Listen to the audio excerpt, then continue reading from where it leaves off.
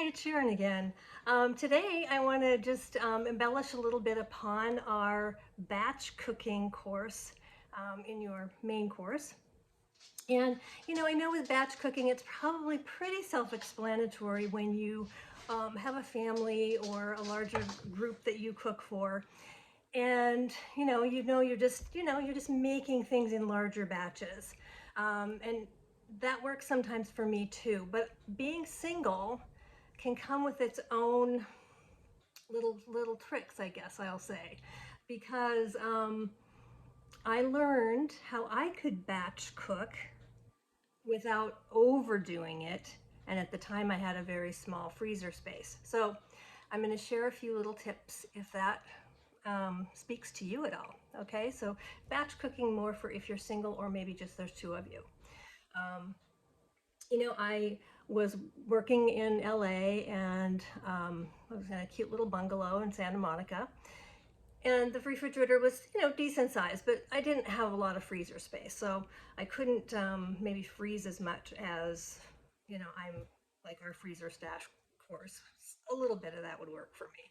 But I also didn't necessarily want huge batches of things that I kind of had to slug my way through, right? I like to have more fresh food available for myself. And I was working at the time, and so I needed to have 3 to 4 really good quality lunches for myself. I was working, I was on my feet, I was moving a lot. So fairly high energy type job.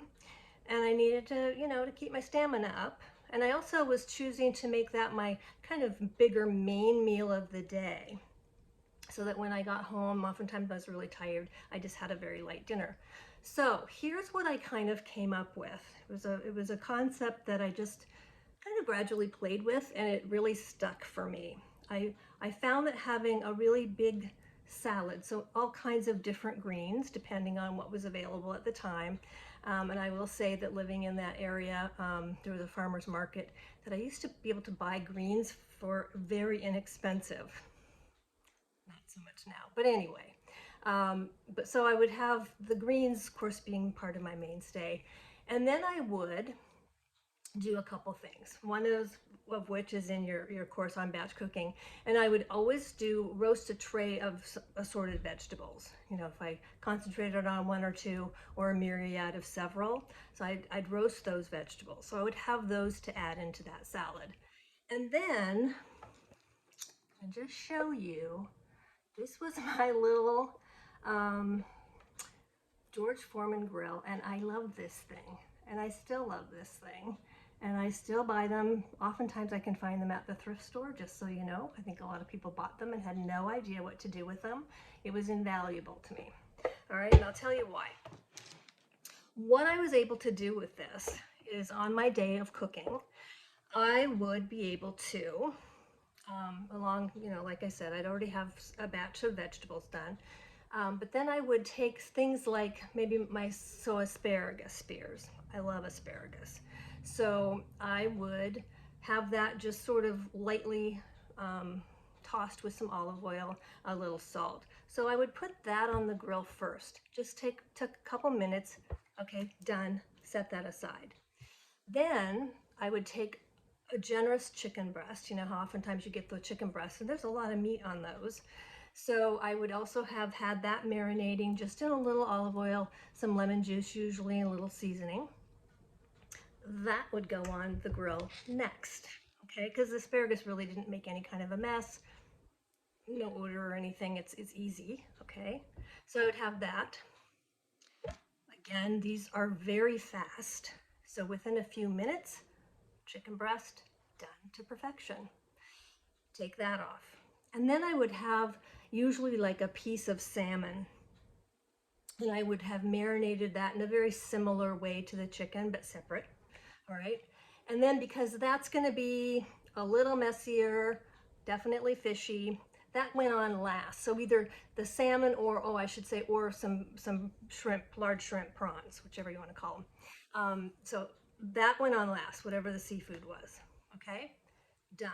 So now what I had for the week is, my good salad greens. I had a good batch of roasted vegetables. I had some asparagus spears that I could use for my salad or other meals. I had, some beautiful chicken breast that I then sliced up, and I could usually get definitely 2 meals out of that, right on the salad. And then some sort of seafood. So I had a real nice mix of things that I could put on those salads so that each day, it felt like a fresh start, right? For a fresh meal for the day. I wasn't eating the exact same thing every day. It worked really, really well. And I still do a little bit of that now, but now that I'm working out of my home, it's a little different. I can, do it more less batchy, I guess I should say. But the concept works fantastic. I wanted to share it with you because I can still revert to it anytime I need to, and it still holds true. All right. So I hope that helps you when, again, you're maybe cooking in smaller quantities, but you still like that idea of, I'm going to cook once, eat many times. All right. So I hope this helps.